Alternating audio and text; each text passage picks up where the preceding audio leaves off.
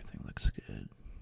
Hi, welcome to a weirdly out of nowhere, about 3:30 in the afternoon stream. Now I know, it's like, what? An afternoon stream? Well, it's so nice today. It was so nice today. I really wanted to do another one of these. I decided, you know what? Why not? just why not do one? Especially it seems like everyone's getting sick today, too. I saw 4 people get sick today. I was like, oh my gosh. Well, that's not good. Hopefully I don't get sick. Guess maybe the flu's going around during spring. Oh, so have you heard a rooster? Yeah. My back neighbors have chickens. And there's a rooster that is going off at this time. I don't get why it's not going off in the morning, but it just goes off whenever it feels like, I guess. It's weird. I don't know how I feel about it. But yeah, welcome. It's about Tuesday already. Tuesday in March. We're already in March. We're about a few weeks away from WrestleMania already, which is crazy. Like, it's just so weird how fast it feels like these last few months went. I think it's like a big streak from my birthday up until now. Just so weird. Also, I noticed them. Oh, there it goes. Looked like something froze there for a minute, but we should be good. Right now, I'm actually doing a security scan while we're doing ASMR here. So I'm going to be peeking in on that now and then. Might have to download something in a little bit, but that'll be fine. I mean, not much happened this week again. Did a bunch of Warframe, I know. my addiction, but I'm starting to run out of things to do with Warframe, which is quite odd. But I'm in that position of finally done almost everything. I just gotta now just work on Syndicate stuff, like doing, because I got Old Mate and Fortuna. So I just need to raise everything. Oop, traditional ding. My apologies. But yeah, about real close. I'm at a point where I'm getting bored of Warframe, which is probably a good thing. I'm burning out. But I'm going to need something new to do soon. I was playing a lot of Suika. And I forgot how much I love Suika. And I might try to shiny hunt Gudra later. But yeah. I mean, not much else I can really think of. A lot of crazy talented people did some good stuff this week that I saw. Besides getting sick, which is but I mean, also the weather, like, it's getting dark outside, but that's because it's like 3:30. I'm not sure what's happening, but yeah. I'm trying to think if there's anything else I want to say, like, cause really, got my dog over there, but I haven't heard anybody. Like, people aren't really here. So that's why I'm kind of risking it. I'm rolling the dice.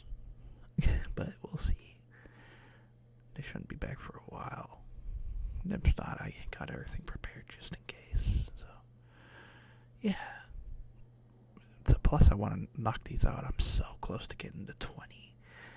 We're almost at 20 short ASMR videos. So, whoa. Oh, it's the wind. Oh, man. Hopefully that's a nice spring wind and not about the storm wind.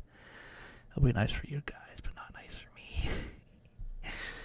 But yeah, I think we're about ready to get started. As always, I have everything pulled up already. As always, if you hear any scuff, I'm doing this live, and I apologize in advance. As always, anything that you guys like, anything that you want to say, feel free to say in the comments. Other than that, yeah, I think we're about good. I don't noticed there's some stories that are uploaded already, and that sound pretty good. Because again, I do this blind with all you. So, we'll do this one first. This is actually a person I know, C. Benson. Oh, I'll do an order first. The story's called The Ultimate Guide on How to Attract and Be Worshipped by Women. And this is written by C. Benson 1273. He stalked the stage, staring at the crowd filling the auditorium. Ladies and... who am I kidding? There are no ladies here.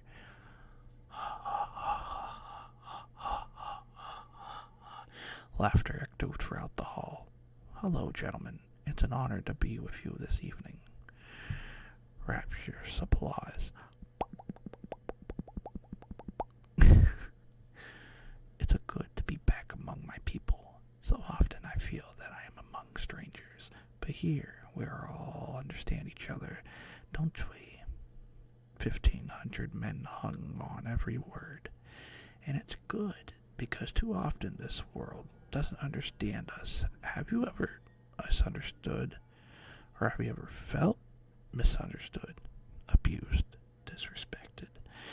They nodded like puppets on the same string, especially by women, flaunting their bodies, taunting us, then rejecting us. When we approach them, laughing at us, mocking us, but no more will you be ignored, unappreciated, mistreated, because I'm here to share the secret of making any woman you want yours. You could have heard a pin drop. First, insult her. You have to knock her down a peg without chasing her away. Wow, what a great dress, with better makeup. You look fantastic. The key is to offend her, but make her want your approval. They all do. After all, even if they don't admit it. Seriously. Then, when you take her home, and you will, rock her world like never before and then act like she doesn't matter. She'll be so confused, she'll do whatever it takes to keep you coming back. Finally, after she begged and humiliated herself, you can laugh at her and throw her away, just as you've been laughing at her. Because that's what she deserves. That's what they all deserve. They were listening like it was everything they've been wanting to hear their entire lives. And then it on and on until finally he finished. Congratulations, gentlemen. You're now on your way to living the life you deserve. Motorcycle. A toast to your future success. The audience members all drank and then began talking to each other excitedly about how their lives were about to change. If only they knew. Without warning, one man stopped speaking and reached for his throat. His neighbor reached out to help, but then he grabbed for his own throat and fell to the ground, flopping. He was followed by another and another, until every member of the audience has collapsed to the ground, convulsing back and forth in some macabre choreographed dance. I stepped around them and walked to the stage where the host lay, withering on his back and foaming at the mouth. I bent over him. That feeling you have right now, confused, scared, not knowing what's happening or how it all went wrong. That's how Julie felt. Years after you abused her, or after you used her and threw her away like trash. Right before she took a bottle of pills as she laid in the bathtub, I removed the catering apron and cyanide bottle and dropped them over him as he took his final breath. This is for my sister, you evil fucking bastard. Ooh. Ended up poisoning everyone at the end. That one good guy did for his sister. Amazing. That's a wonderful job. Also, sorry if there was some pausing there. It actually started to rain. Don't know if you could hear it. Yeah, it's starting to storm. But I wonder if any of the windows are down. I might have to go check real quick and be right back. I'll be...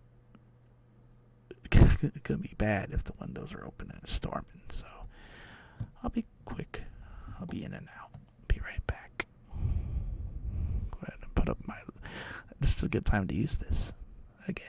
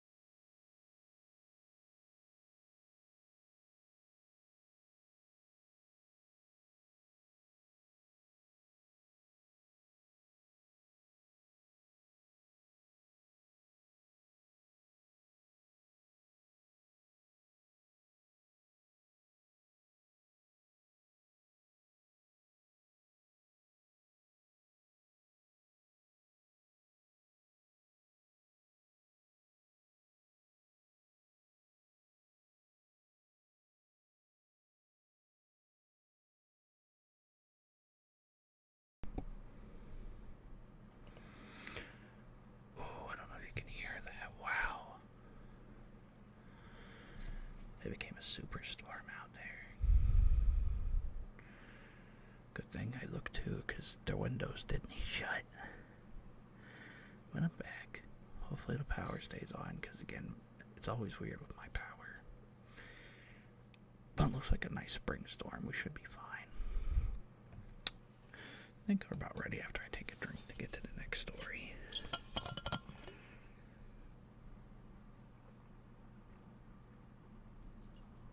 Oh yeah. Then again, it's really pretty. I should take a picture real quick, actually.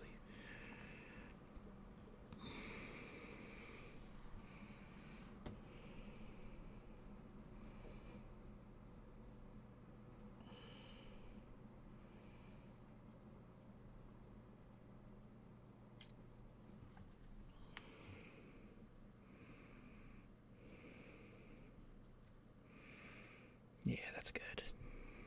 Thank you guys for being so patient with me. I had to take it because again, it's so pretty. Because again, when I stream with the window right in front of me. So, just a really nice spot. Because I do this in like the corner of my room with the bed right next to the computer. So, alright, enough dilly dallying from me. Let's see. What is next on this list? Boop. Yeah, we could do this.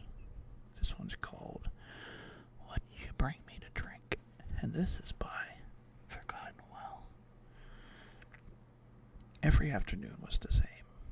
I'd get home from school with my dad, and he would always ask, "What you bring me to drink?" Like, he didn't have a fridge full of cheap beer in the garage. I was lucky. I hit the growth spurt of junior year. He stopped beating my ass when he realized I could fight back. My little brother wasn't so lucky. Every night was the same. Eventually, Dad drank enough to get angry. Something would send him off, and he would take his fury out on Gabe. We survived like that for years. I knew something had to change when he broke Gabe's arm. He was becoming unhinged. I was worried. If I didn't do something, he would end up killing Gabe. So, on the way home from school, I stole a huge bottle of whiskey from the grocery store. Stupid, I know. I managed to not get caught. When I got home and he asked what I brought him to drink. I threw him the bottle. He smiled so big you'd think I was on the honor roll. Gabe and I hid until we heard a house go quiet. It was late. I found him passed out. It was so easy. I just took saran wrap from the kitchen and made layer after layer around his head. In no time, his chest stopped moving and his heart stopped. When the ambulance came, it took like another alcohol drank himself to death. I was so relieved, and for a day or two I thought we'd finally live happily ever after. Until Gabe came home, or came down for breakfast one morning. He had a gnarly black eye. "How'd you get that?" I asked. It was an accident. It was nothing. It was the same non-answer he would give when Dad would beat him. I wanted to believe him, but the next night I heard him muffling some screams. I ran to his room and turned on the lights. He was horribly bruised everywhere. "Gabe, what is going on?" It's Dad. He's still here." "What do you mean? Dad's dead." "I see him. He's a shadow, but it's him, and he's so angry." Gabe's breathing was shallow. He was badly injured. I brought him into my room and let him sleep in my bed. I stayed up all night watching him. My worst fear was alive again. My dad's vindictive ghost was going to kill my little brother. I had to stop him, no matter the cost. The next night, I went into Gabe's room and unlocked the door. I was scared. I wished there was another way. 6 feet of rope was all it took to hang myself. It was over quickly, quietly. Everything went black. Then I was at the back of the house. I was back at the house. Everything was gray, cloudy. I was on the other side. I found my father in the living room. "My son, thank God. Tell me you brought me something to drink. I'm here to kill you again, you son of a bitch." Well, that was a little bit of a dark comedy, wasn't it? Like, that was good. But it was almost comical in a way. But still a really good job as always. But if you are in a situation like that, please let somebody know. Wow, it got dark. Oh my gosh. It went from it being so nice. I was like, okay, let's do a stream. But now I'm like, now it's like really stormy. I'd like to flip up a switch. This is insane. Now I'm just hoping everything stays good, at least until I'm done with this. We're about 18 minutes left, so I want to at least make it. We're about almost halfway. Might be a 40 plus minute stream. But we'll see. We'll see.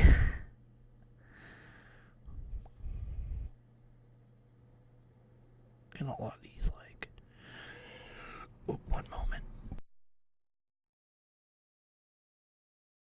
I had to cough there. Oh, now it's thundering. Wow. The moral is I need to look at the weather a little better. I'm just happy I've done everything I needed to. But this is October 31st, 2007. I was supposed to die, but I can't stay in yesterday.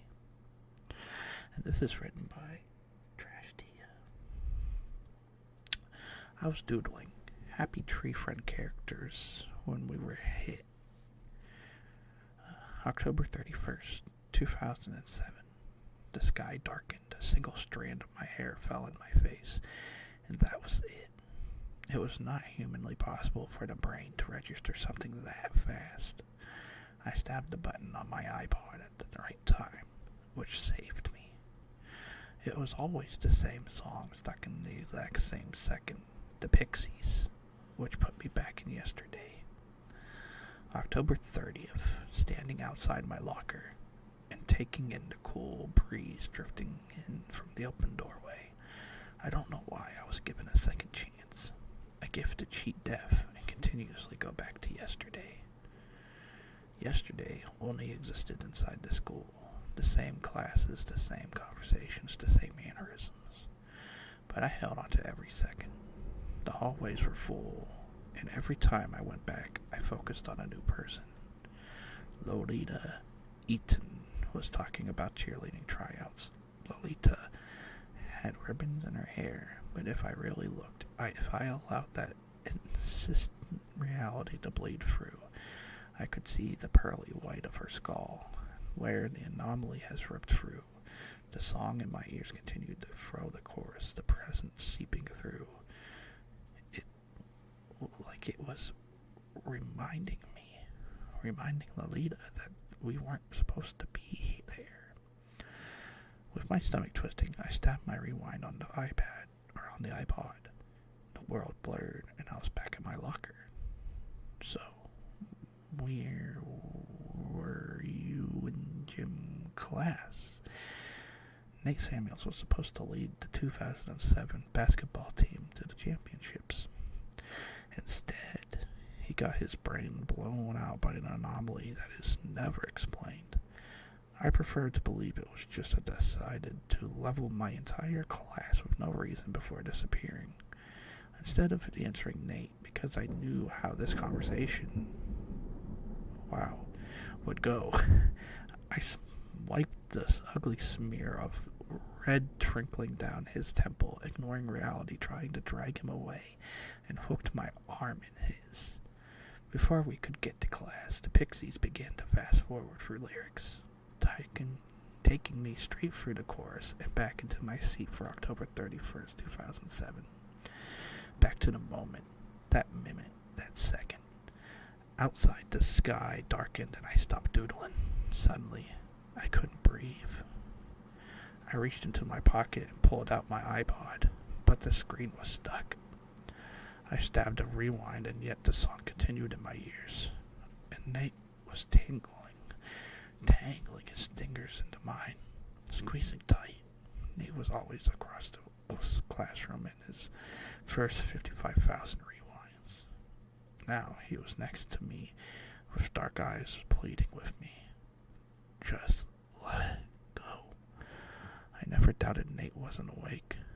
I was just in denial, and maybe I was tired of fighting my shitty iPod. So I let the song continue, watching the sky turn impossibly black, a single strand of my hair falling in my eyes, and maybe I was okay with dying. And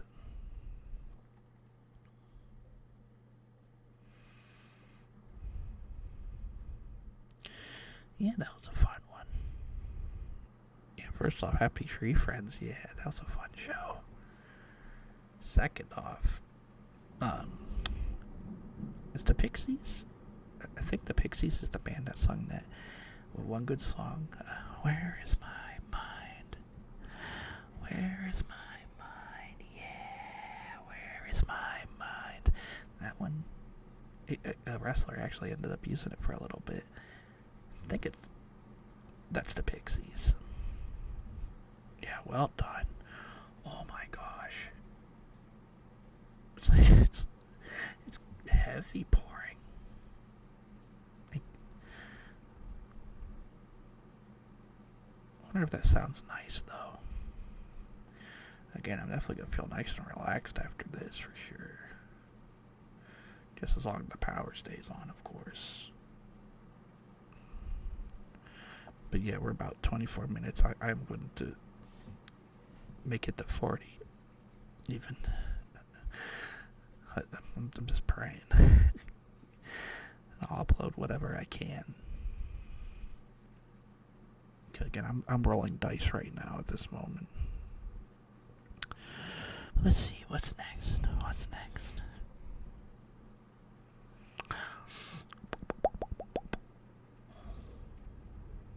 Alright. This is My Old Friend, and this is written by Any Progress 2355. My parents and I were driving back to my hometown. We moved 3 states away a few years ago and haven't been back since. My grandparents still lived there, and we were visiting them for Thanksgiving. After we arrived, I decided to revisit my old haunts. Walking down the alley as I used as a shortcut, I ran into my old best friend Dan. We were excited to see each other, yelling out and doing our secret handshake, catching up and crackling the same old your mom jokes. It was so cool to see him again, after all the lame friend I had met in a new town. We hit the old arcade we always went to in the dying mall, with only a few clothing stores still open. He kicked my ass in the old Mortal Kombat arcade just like usual, but could never beat me in the fair game of air hockey. We hit up every single old game. It was just as we never left. We left the arcade and headed to the bridge that we used to hang out overlooking the river. We'd always sneak out of the smoke joints here and crack beers. We spent hours catching up and talking about what was new in our lives and what's been happening since I moved. Dan still lived in the same house about a few blocks from me, but a lot of our other friends have moved away. It's unreal how time pulls even the closest friends apart in this powerful currents. Eventually it started to get late, and I suggested we start walking home. Nah, you go ahead, he said. I'm going to hang out here for a while. There's something I'm supposed to meet, he said solemnly. Oh, you sure, man? I asked. Yeah, I'll see you again soon, hopefully.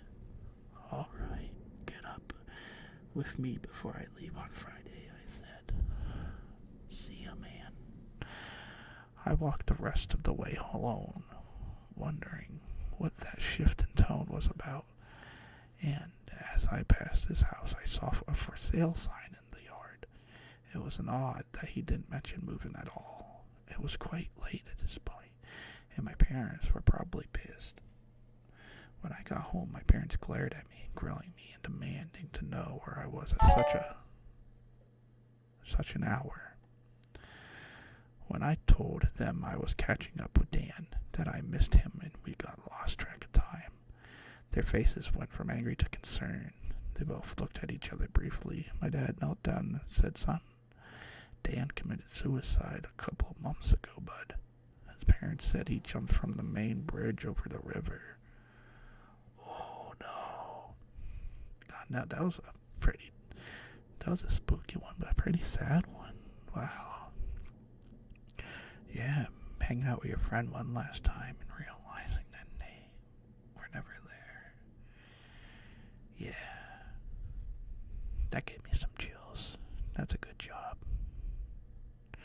Also, I apologize for that. That was my phone letting me know somebody was streaming right now.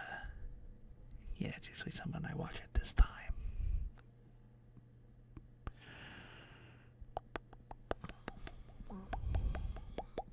Definitely looks like it seemed to calm down outside, which is good.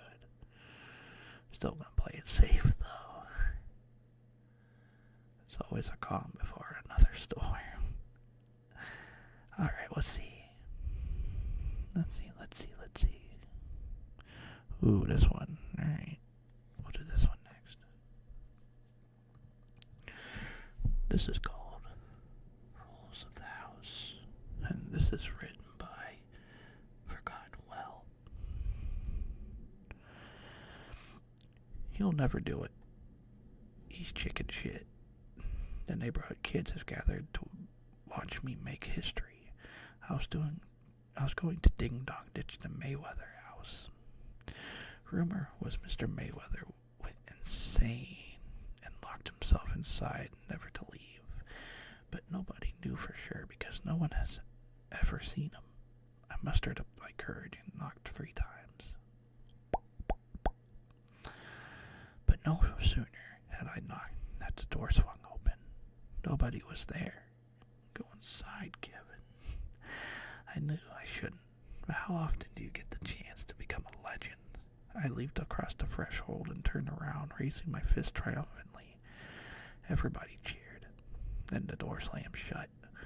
What the hell? I cried, and I tried desperately to wrench it back open, but it wouldn't budge. There was writing on the back side of the door, painted in big red letters. Rules of the house. Now that you've entered, you cannot leave. You will never die unless you please. The house is yours and all therein. Let the game begin. Underneath the rules, something was scratched into the door. Don't go inside the basement.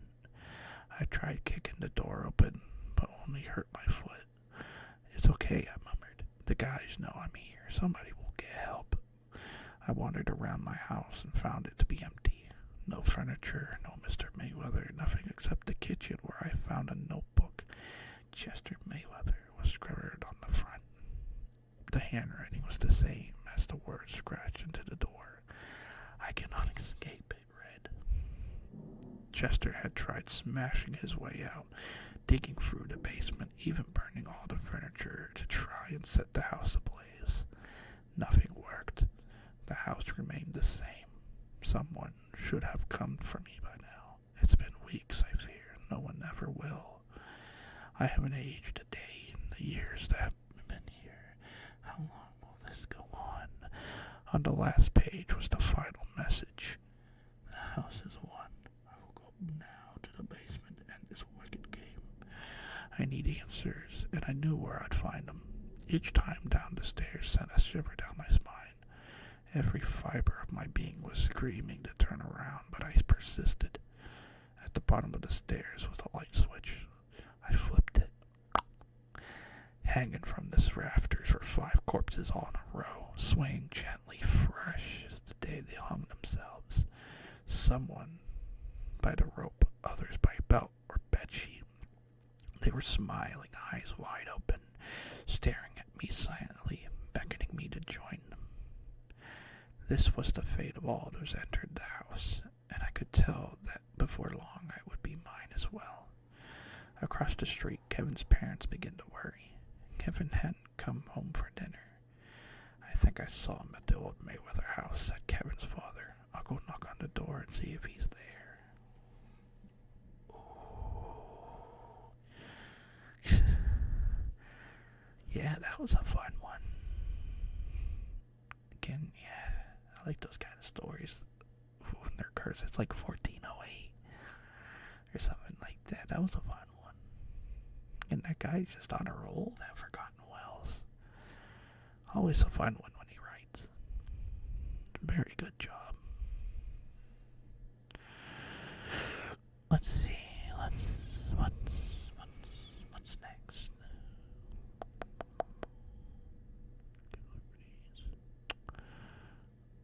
Ooh.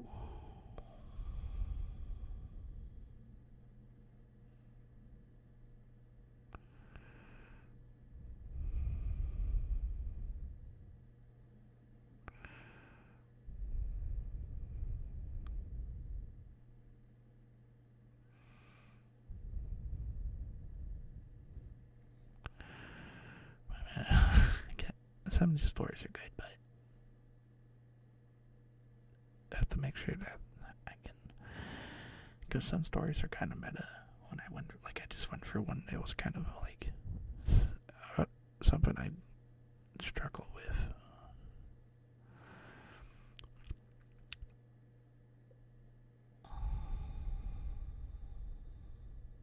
Let's see.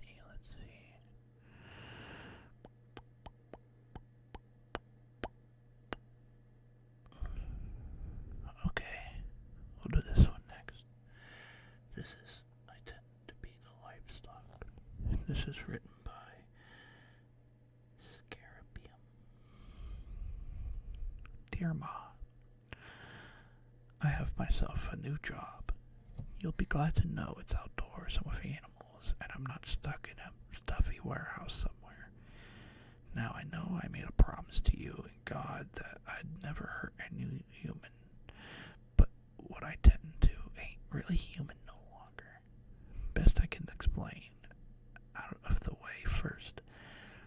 at least I can anyways. You see, the animal kind of looks like cows, but they're a bit different. They have human heads for starters, and the worst bit, they're supposed to have been made dumb. Some most moo or drool. Some say random words as if they got brain damage. Then you get the other ones that it ain't worked at all. They holler for help or call out for their mama. I deal with them quick before removing their tongues, best they don't suffer. Now I know this sounds horrible, but it's all for a good reason. You know the world is starving, but people ain't ready to eat their own just yet. So these animals are being made by some real clever folk that make sure nobody goes hungry. My boss, Dr. Micklethorpe, says he grows the meat in his laboratory. I saw it, big clumps of it. He says he makes sure it's colored like cows used to be, big old black and white patterns.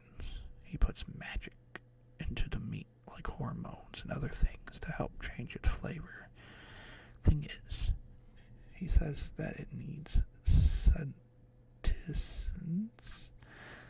I think that's spelled right, to keep it alive. That's why he attaches bits of people like their heads and arms to make sure their lives lives until it's ready for slaughter. He tells me he tried to put legs on it, but it didn't work. I guess that's why they crawl around like big old slugs. Anyways, Ma, I wanted to tell you this for 2 reasons. 1, that you won't be hungry for much longer. I know the crops are dying around the world now, as well help a ton.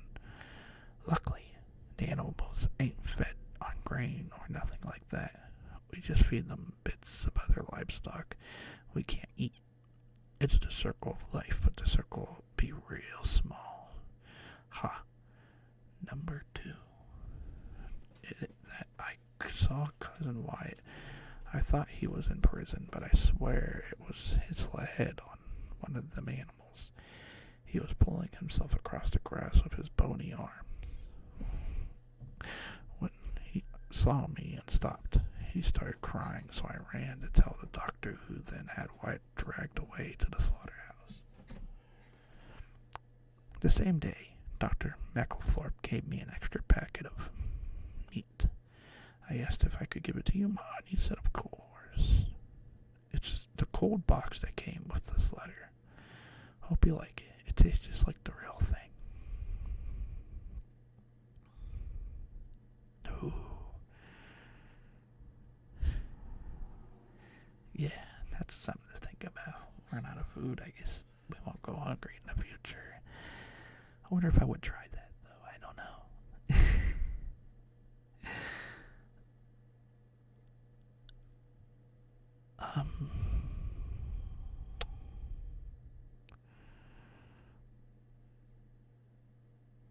You know what? I think I'll do one more. I think I'll do one more and we'll wrap it up. Can I feel safe to do one more? This is called I'm No Longer the Third Whale, and this is written by Hunting Buyer 8532. Helen and I have been in a relationship for, I'd say, over a few years. I'm pretty sure she would have pointed to me if she asked her who her most likely to be Helen's boyfriend nomination was. Keyword, would. Recently, I say about a month ago, Helen started seeing this new schmuck, Paul. He and she had been together for some time now. I'm pretty sure they'd spend more time together than Helen does with me. It's starting to get on my fucking nerves. I practically do anything for her. I'm always there if she needs a shoulder to cry on. I've been with her long enough to almost be a part of her fucking family. Why is Helen leaving me for someone who she barely knows? Is it because I'm possessive of her? Please, all I'm trying to do is keep her pathetic ass safe from creeps like Paul. That's why one night I was fed up with being the third wheel. That's why one night I followed Paul home. He took up quite a fuss as I stormed into a secluded-ass, probably serial killer den. Thankfully, I quickly overwhelmed and restrained him. Firstly, I started with an incision located in the back of his head. Bastard screamed as I exposed his skull. The next part was the most painful part.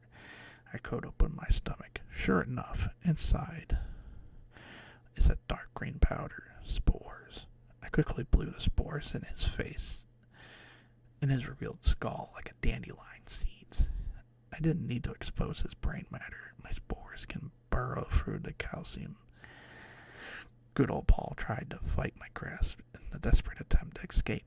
Thankfully, all of his limbs were secured with at least two of my hands. Soon enough, I already felt my consciousness intertwined with his. The process was no doubt disorienting for Paul, but frick him. Soon, me and Paul's minds turned into our own. I could now control his body better, so I made for the fore of myself to let go of him. His movements were a bit wobbly, but it was still moving. Soon, as our mind turned into my mind, all of myself was in Paul, shuffled out of my house. He was finally part of the network. I'm no longer the third wheel, because now the second wheel is me. Ooh. Well, it turns out the third wheel was a parasitic fungus alien. Yeah, that got super weird, but that was fun. I really enjoyed that.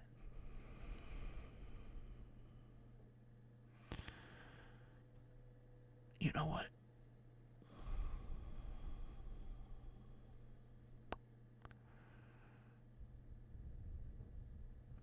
I think we'll do one more. I feel like I can do one more. This is called The Eating Goat. And this is written by D. Scholars Ugg. One moment. Alright. The goat started eating Lionel a day after he found it at the park. Ooh, my lights flickered. Okay, I'm gonna read this story fast. The goat started eating Lionel a day after he found it at the park. It was slumped over the edge innocently, but everyone who walked past the bench seemed to ignore it or simply did not pay any attention to it at all. He was a kleptomaniac, and the sight of the abandoned coat on the cold morning was too much for his fingers to remain in his pockets. Lionel picked the coat and draped it over his forearm before walking off with it like he had just forgotten it on the bench and had come back to get it. The silence even of the birds and the lack of the wind did not seem strange to Lionel as he casually walked away with the coat. Neither did he realize that the signs of life that came back after the coat had left the immediate area. The police found Lionel seated on the Willow Creek Park bench after a woman called them out of the reported his body. As the police officers walked to the bench, they did not see anything strange other than a man wearing a black long coat, seated on the bench alone with his head hanging forward like he was asleep. There was no blood to be seen, but all the police officers drew close and saw the coat's edge flap in the wind, and they understood why the woman was catatonic. Officers apparently moved closer and opened the coat for a better look, and the full-height horror emerged into daylight. Lionel's arms were barely dry bone as they lay exposed wrists. His empty rib cage propped his shoulders and head on top of them in a delicate angle. Lionel still had his body from the waist down, but the upper body and arms had been removed, for lack of a better word, because there was no blood. Just a raw wound at edges like he healed his way in weeks ago. The body was taken away, and the case was filed. The case was filed open and closed with abrupt ease. No suspects or signs of foul play. It was strange how the coat wound up in the back of the bench as the rest of the victims were removed from the scene. Either they forgot it was there or nobody noticed it and it was left behind, or nobody wanted to touch it. Sergeant Claymore was over the bench with tape stretched all around it and looked at the coat and thought it was ridiculous that people with common sense would fear such a simple thing as a coat. Bullshit. Sergeant whispered, picked up the coat, draped it over his arm, and walked off. Well, I think that sergeant was dead. Well, that was a fun one overall. Alright, 45 minutes in, I think that's a good enough video length. Yeah, as soon as I saw the light flicker right behind me, I knew it was kind of time to wrap things up. But yeah, 18 of these got done. I decided to do a cool inside of a barn for this video. But yeah, when the other two are gonna happen, I don't know. But once I hit 20, I was thinking about doing a break and trying other things, because I would have 20 of these done at that point. But yeah. Other than that, I definitely want to do more Would You Rathers, because that was super fun, and a lot of people enjoyed that. So I want to do more of those. I don't know if I want to do a singing ASMR yet, if I'm not comfortable enough with that. I have a video planned for April 1st, though. As long as everything goes well during that day. I thought it'd be something funny to try to do. But we got a while before that. I'm going to be helping a friend this weekend. Other than that, yeah, it's going to be hopefully a longer week, because it seems like time flew by this March so far. Yeah, hopefully everyone that's outside is doing safe, especially in my area, because again, just this random storm happened. So, another car. Like as soon as I said, hopefully everyone's driving safe.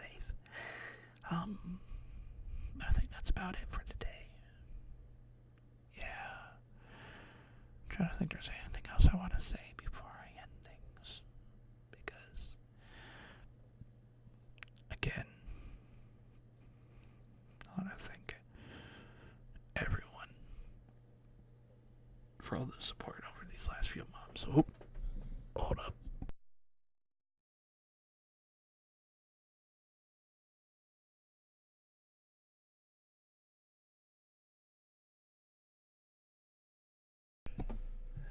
My dog keeps scaring me because he keeps looking out the window.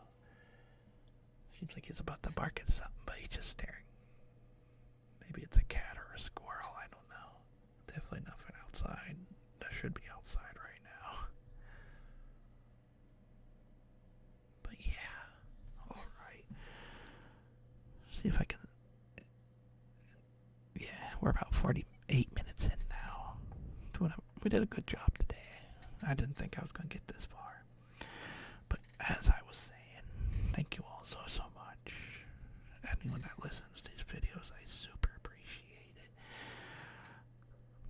I love ASMR so much, and it makes me happy knowing I'm finally at a point where I can make this kind of stuff for people. For how much longer, I have no idea. But I'd love to keep going as long as I can, because I love doing this. All of my friends like to stream video games, and a lot of my friends in real life are doing other things. So just being able to sit here over a mic and whisper ear to ear really makes me feel good. It makes me feel like I'm doing something meaningful. Just knowing that I put people to sleep and knowing that I'm doing something good makes me really happy. But yeah, anyone that's listening, I hope that everyone has a great day, a great evening, a great night, and I love you all very, very, very much.